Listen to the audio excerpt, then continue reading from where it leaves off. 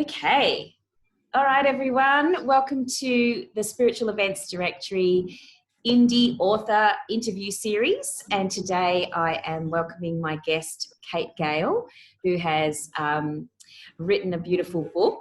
And she's going to share her journey, her writing journey, and the crazy journey that it is of publishing. Like, why would we do that? So welcome, Kate Gale. How are you? Hi, thank you. Thanks for having me, Pip. So we are already acquainted because we are fellow authors with Ocean Reef Publishing. And so we know each other, which is cool. And we've had similar experience because we've published a book. So that's great.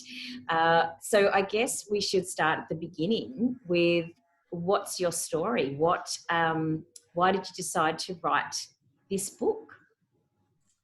Okay, so it all started when my husband got diagnosed with renal cancer. Mm-hmm. So being a breast cancer survivor myself, I kept a diary when I was going through my journey. And when he got diagnosed, it was just a really big eye-opener for me to show me that there was more to the cancer world than just breast cancer, and that I am a bit special in a way that I have seen both sides of a cancer journey. So not only as a patient and having to deal with how I felt and how I was dealing with things at the time, but then thrust into my husband having to do that and being the carer. So I figured I had a pretty awesome story that I could share with everybody. So I wrote. I think that's fantastic. I mean, that is very unique, I would say. Most people might have an experience of someone in their family having cancer. In fact, I think a lot of people could say that they've had someone in their close family who has had cancer, and perhaps themselves, but not necessarily, partners like this. So how was that journey for you in terms of your journey, and how is it different to the journey with your husband?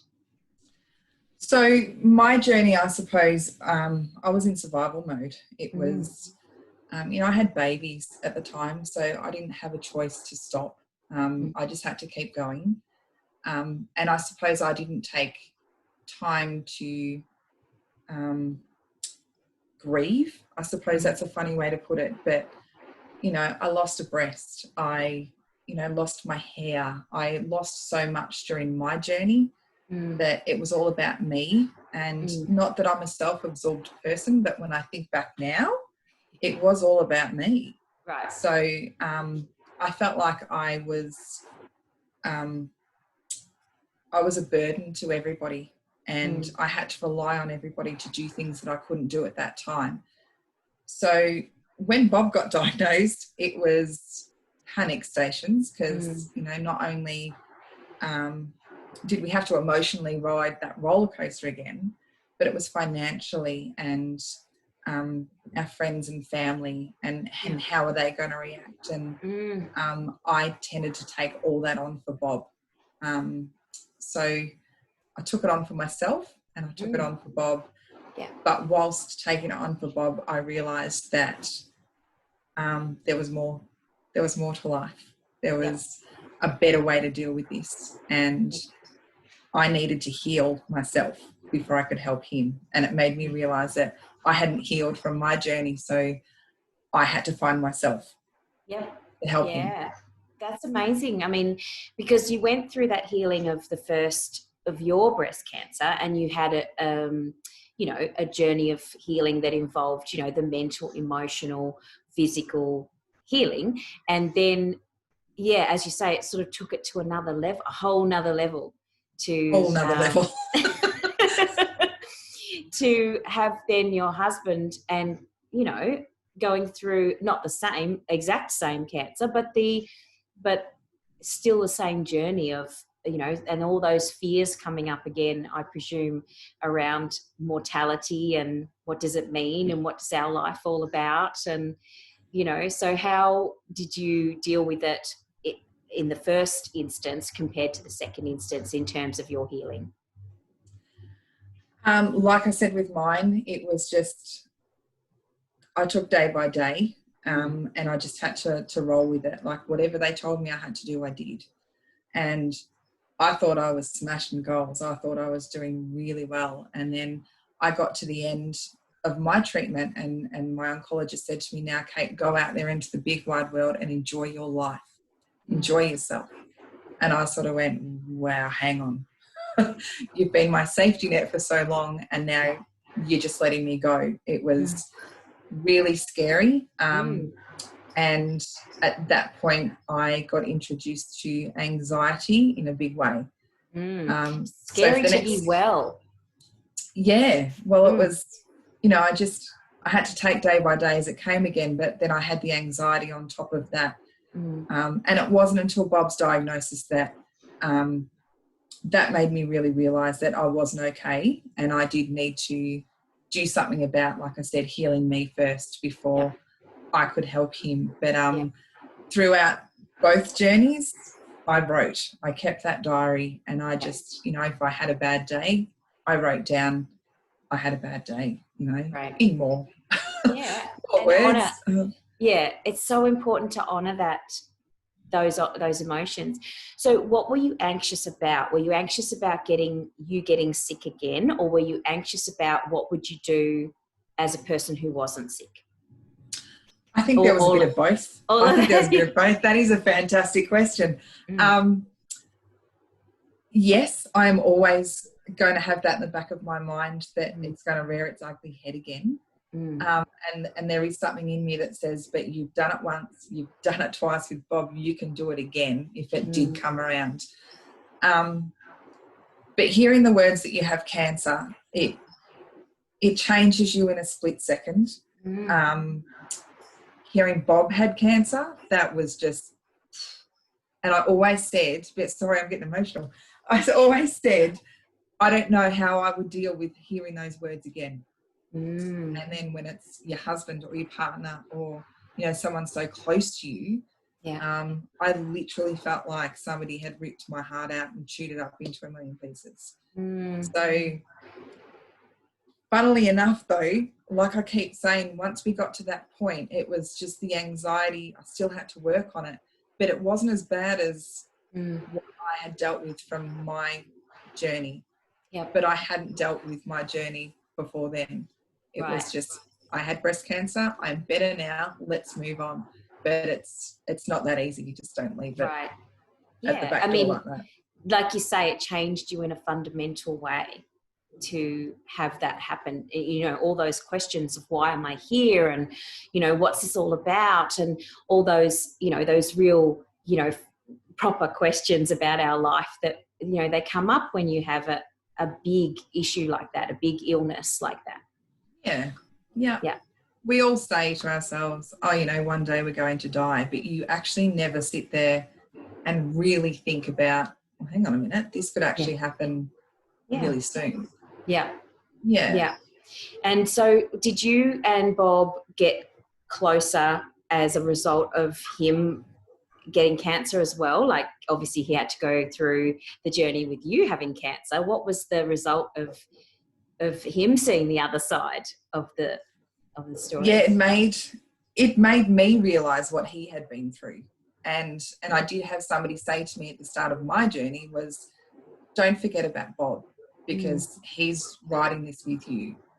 And I always had that in the back of my mind, but I suppose it didn't really become clear until he was diagnosed. And then I went, wow, like he had no hold, no way of helping me apart from being there. And then I was put into that same position, and it's an awful position to be in. It's such a feeling of powerlessness, isn't it, as the person who's as a family member, to not be able to do anything about it, it's because each individual person has to go through that healing journey themselves.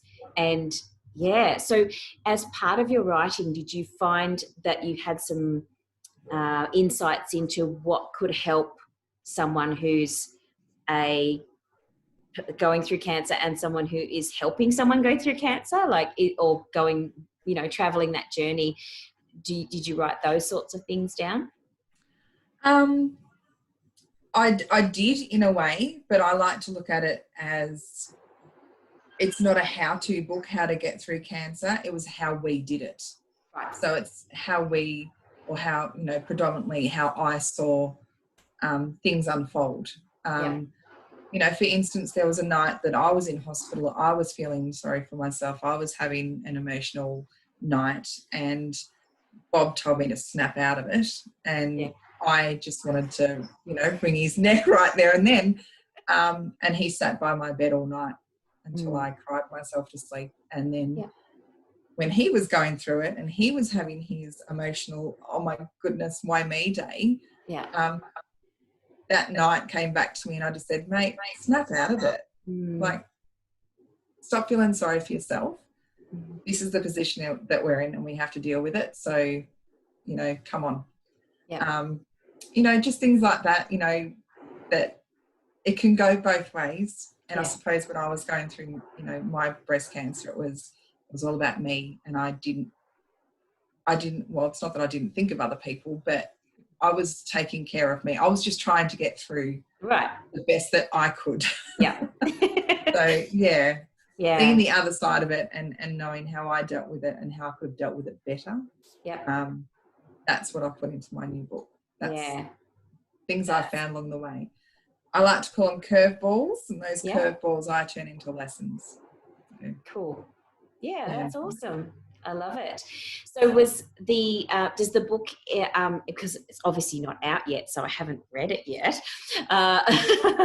but does the book have any sort of reflections from Bob's perspective? Does he kind of, have anything to say in the book, or is it all your reflections? Does he get a say? No, he doesn't. No, he doesn't. It's all my writing. Okay. It's all from my perspective and what I see looking in. Yep, that's cool. That's actually never been brought up to me before, Pip, and that's actually a really good idea.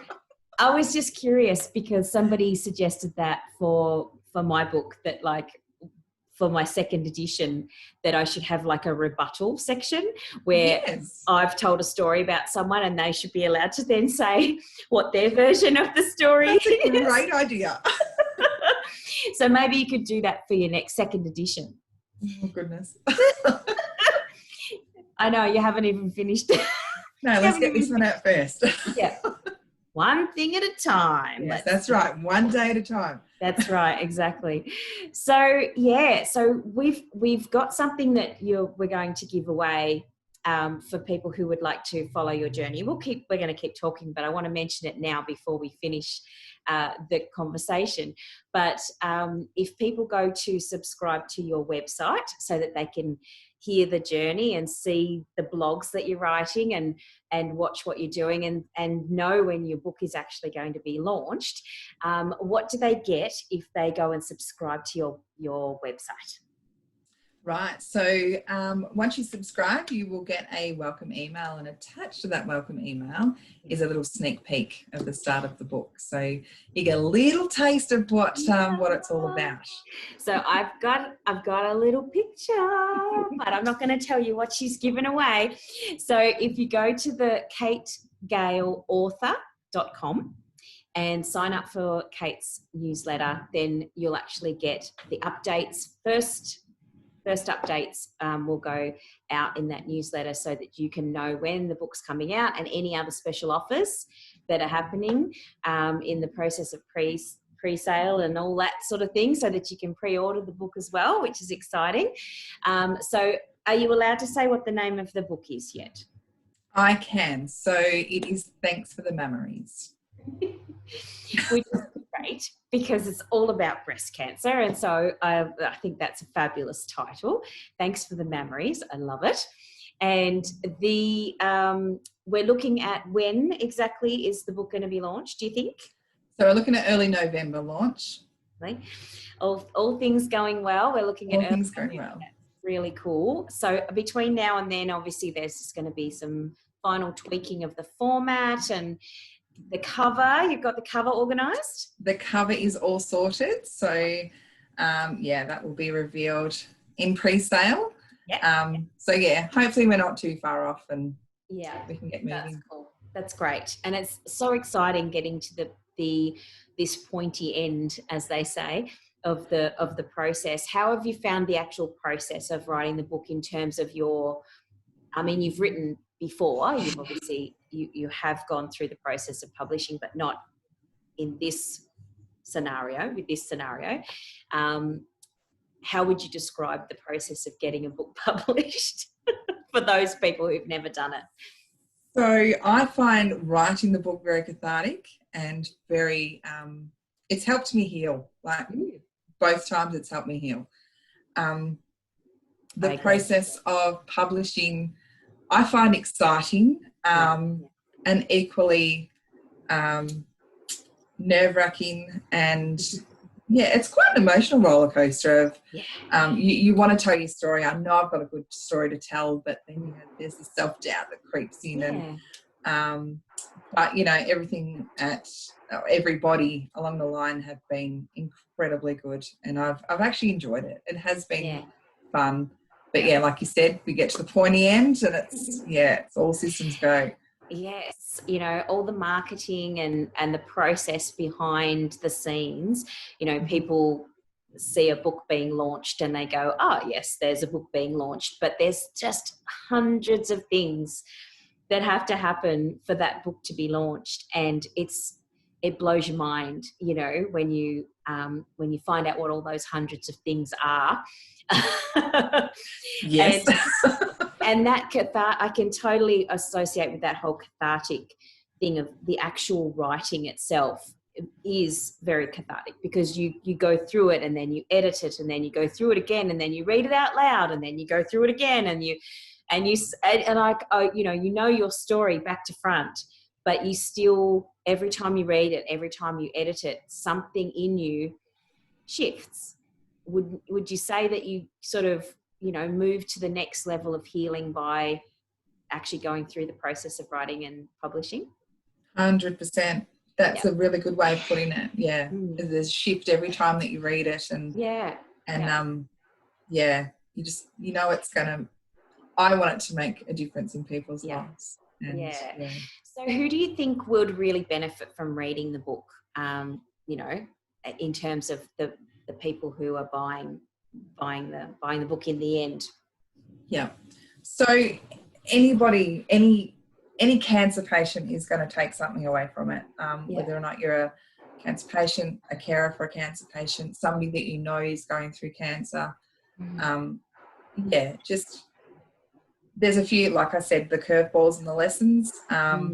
It just makes you stop and think about little things that you don't stop and think about every day. It's just a bigger picture. So I think anybody that reads it, it's going to resonate in some way, shape or form with them. But definitely cancer patients, I think, will help. So can you give us an example of a curveball that kind of gave you a bit of an aha moment? I've actually written those exact words, an aha moment. The old Oprah aha moment. Oh, yeah.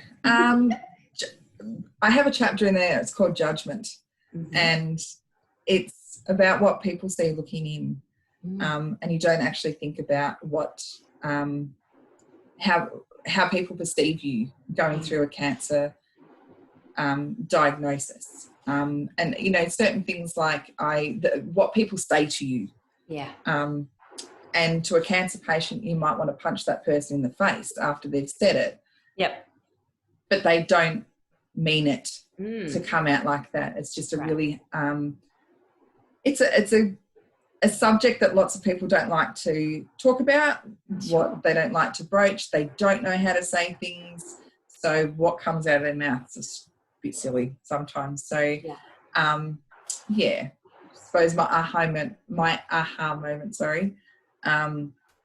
was a lady who called me some names in public because I had my daughter with me and I was bald, wearing a hat, and she was saying things about my sexuality, and how I shouldn't be in public with my daughter because that's just rubbing it in people's noses, implying that I was gay because I had a short haircut. Okay. And that moment was, wow, you've just judged me and you have no idea what I'm going through. Yeah, made up a whole story. Yeah.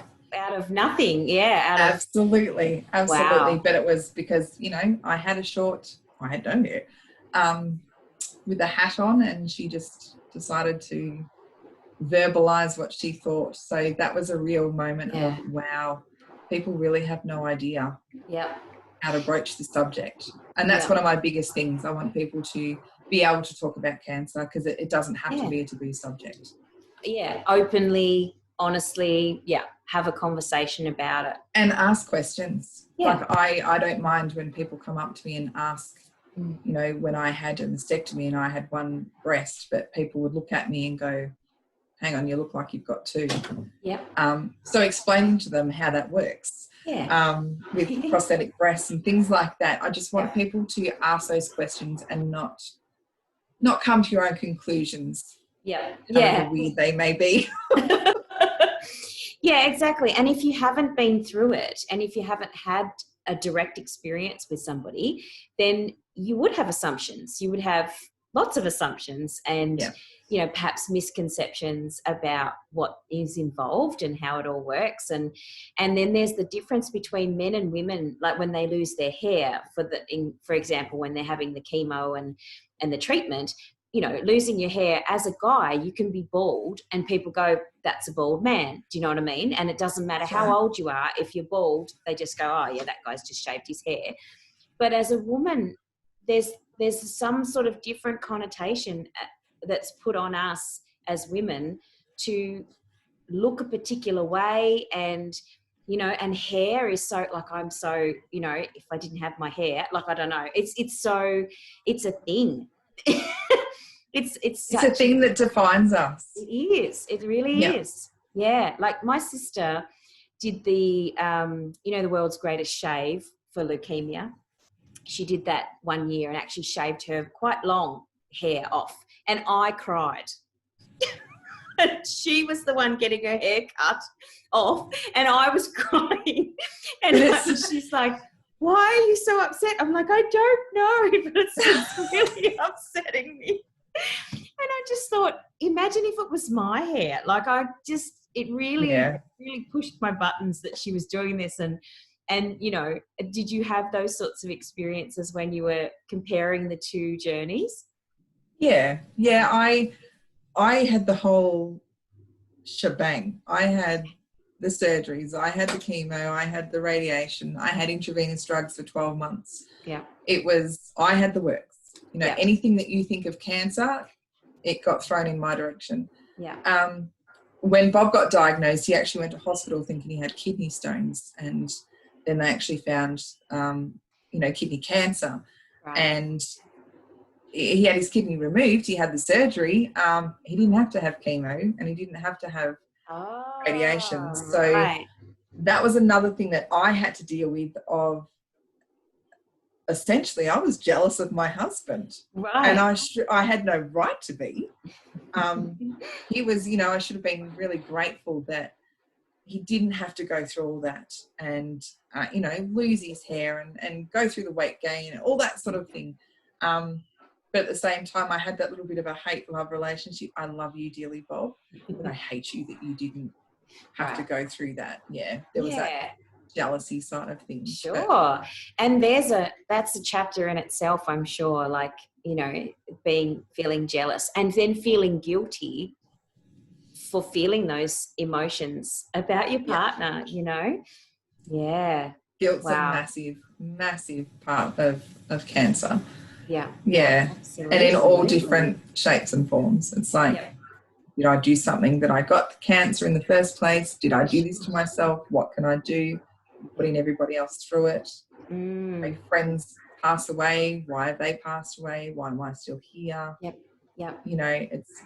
Guilt's a massive thing to deal with.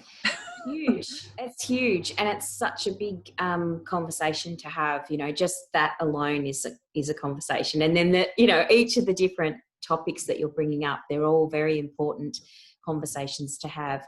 And I presume going forward that you'll be, you know, when we're allowed to go out and do presentations and things like that, that it'd be great if you could do it in November to actually do some live talks and things like that. I mean, you've done the live presentation thing before with your previous project, but this one obviously could be different. It might be an online launch, maybe. Wait and see. Yeah, I'm crossing fingers that we can launch in person. I said, but you know, if we have to do it online, that's absolutely a-okay too. But I really would love in the future to go back out there and not only share my story, but touch a few people in a way of, it's not just my cancer journey and Bob's cancer journey. It's about opening my eyes to life and, you know, how I've taken something pretty crap that's been thrown in our direction and we've turned it into something amazing. Yeah. You know, we can move forward in life and stop and smell the roses and enjoy just the little things. But definitely, because see both things of you, from a different point. Yeah, and both of you have obviously come through. I mean, you know, we're talking about this and you're still talking about him as, you know, he's obviously here and you've both come through and survived that journey and thrived after that journey. So that's fantastic. And is he thinking about writing something? Is he going to write? No. If he wrote, it would be something like the size of a children's book. Very long. Like, I had cancer. The end. Yeah. But in saying that, he's actually a very good public speaker as well. Yeah. He doesn't like to put himself out there. However, Bob and our girls are both. They're all sorry. They're all very supportive of what Mum does. Yeah. And both the girls are actually really good public speakers and they've done a little bit of public speaking themselves around the cancer thing. And Brianna, actually, our eldest daughter, she hit a pretty rough patch last year with anxiety and has had to deal with quite a bit in the last 18 months, which it all stemmed back to me being sick. But again, she's taken it with both hands and run with it, and she's actually spoken out from you know, a teenager's point of view of dealing with anxiety and bringing a bit of light to you know, children, adolescents, mental health as well. So something we'll be super proud of her for. Yeah, that's really cool. And you know, all of us, I think, you know, when we're on these journeys, it's so important to have you know, those opportunities to speak our truth, and that's fantastic. And it's, you know, each of those people in the family are going to be learning different lessons and moving through and you know, getting insights and wisdom. So it's not just one person going through that process, it's everybody involved. Yeah. And how did the family cope with you deciding that you were going to write a second book? Were they excited about that? Yeah, the girls have been really excited. Bob just sort of shook his head and went, "Oh, I knew you were going to do this again." And just the other night, you know yourself as a writer, you have moments of, "Oh, wow, I've got to write that down. That's a really great chapter," or "That's something that I need to write about." And we're sitting there eating dinner and he just put a fork full of food in his mouth and I went, "I reckon I've got book 3 in me." And he nearly spat his food everywhere. He said, "Really?" I went, "Okay, we might think about it for a little while." But yeah, they've been really supportive and they are really excited that we're nearly there and we're nearly launching. That's cool. I love it. That's really good. So is obviously people can contact you through the website, the kategaleauthor.com, and you have a Facebook page as well. I do. Also Kate Gale Author. And Instagram is also Kate Gale Author. Great. Nice and easy. So we can follow your journey. And as we said before, that if you go to Kate's website, kategaleauthor.com, and sign up to her newsletter, you'll actually get a little sneak peek of the book. I'm enjoying myself. Just like, so that you can read a little bit of the book and get excited and get all primed and ready to go for when the book comes out at the end of the year. So thank you so much for joining me, Kate, and it was lovely as always. Thanks for having me, Pip. It's been awesome. No worries. I'll see you very soon, and thanks everybody for watching, and we'll see you again for the next author series interview. Bye for now.